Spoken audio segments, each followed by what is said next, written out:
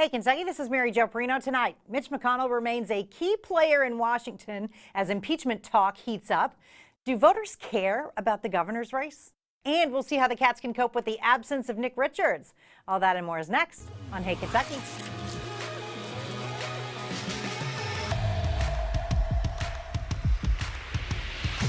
Happy Friday. Welcome to Hey, Kentucky. Republican consultant Les Fugit is my co-host tonight. Great to be back with you. Thank you. This is like your time of the year, man. Big time coming up on Tuesday. Yes. All right. So we begin in Washington, where impeachment proceedings await President Trump. As Senate Majority Leader, Mitch McConnell remains a high-profile player in the story, while the Kentucky Republican has pledged to prevent Trump from being convicted if the case makes its way to the Senate. McConnell has admitted that the rules dictate a trial must be held.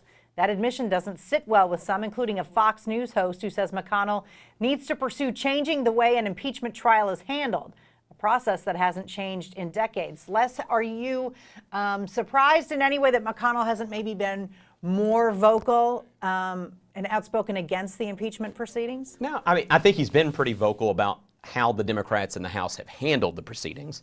But at the end of the day, it really doesn't matter. It's pretty clear that the Senate does not have the votes to convict, so he doesn't need to, grandstand and draw attention to the issue. He's letting the House Democrats kind of, take out their own path, and as is typical, they usually extend themselves too far, and he'll be able to capitalize on that when it gets over to the Senate. So it's probably the right political strategy, and it also keeps the calm of the country. It's such a powder keg right now with folks on the left, folks on the right, ready to explode over this issue. I feel like he's keeping everyone relatively calm. I think it's absolutely the right political strategy. I mean, Yep. There's no sense in going out and screaming about it, really, when they don't have the votes. Absolutely. All right, staying with politics, both candidates for Kentucky Attorney General have said if elected, they will carry on Andy Beshear's campaign against pharmaceutical manufacturers and distributors.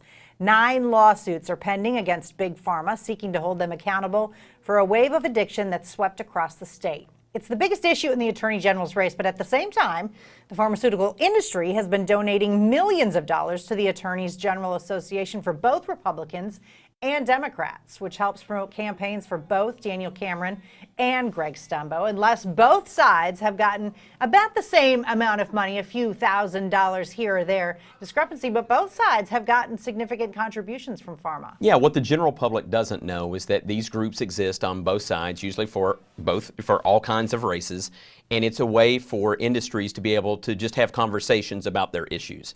So you're not seeing the companies take sides for either candidate. They just want the opportunity to be able to, talk about their industry and kind of sell their ideas and their vision for where things should proceed. So it wasn't surprising when that news came out at all that you see, the pharmaceutical companies or any other industry who would, play in that space. And these guys are both acting and saying, like, why we would never take money from them. But they're getting it from the Attorneys General Association, from the Republican and the Democratic side. Yeah, and it's important to note the candidates cannot coordinate with those groups. So they don't really have any control over who is donating to them. Yes. All right, looking ahead to next Tuesday's election, how important is the top race in the state to the average voter?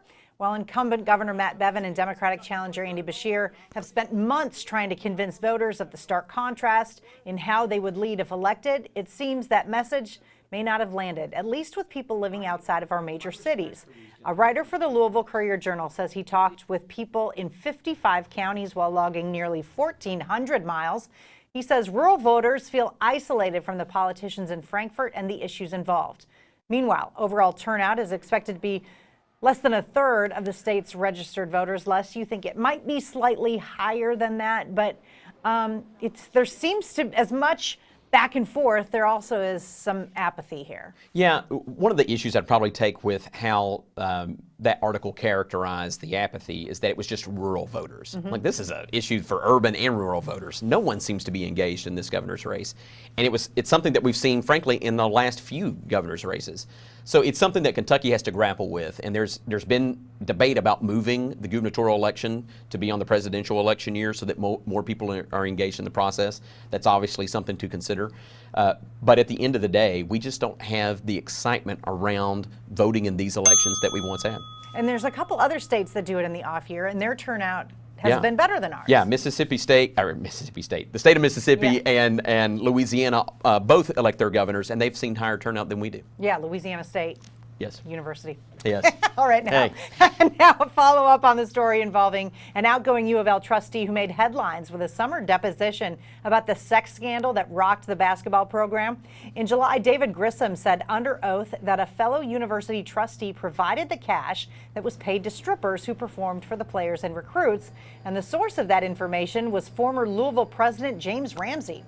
Last month, the deposition continued, and Grissom said he didn't feel obligated to report Ramsey's statement since he didn't learn which trustee was involved. Grissom was later asked about fellow trustees with whom he has a personal or professional relationship. That led to this colorful exchange. Yeah, I'm not going to do that. Yeah, you are. No, I'm not. Yeah, you are. Yeah, I'm not going to do it. Did you, You just give say, me you give me a list of the current trustees, and I'll give you an answer. Did you just say F you? No, I didn't. You certainly did. Did not. All right, I love it. Grissom's testimony comes as part of a lawsuit in which U of L and its foundation accuse James Ramsey and top aides of costing the university millions of dollars through unwise investments and excessive spending and compensation. Unless I think David Grissom served his purpose and kind of got the people out of power that needed to be out of power in Louisville. But this is kind of Yeah, it's hard to be upset with the guy who came in and cleaned up the really big mess that was going on there. But obviously, you would prefer, one, to not have the profanity. Yes. And two, to just disclose whatever information he can that helps the situation. But I can understand, he's talking to the lawyers representing the guy that he kicked out of office. So it's a little bit awkward situation. It's contentious, but I do love that he totally says it, not once but twice. And says, no, I didn't. And that's a trend these days. Just deny it if you ever said it. Right, deny, deny, deny.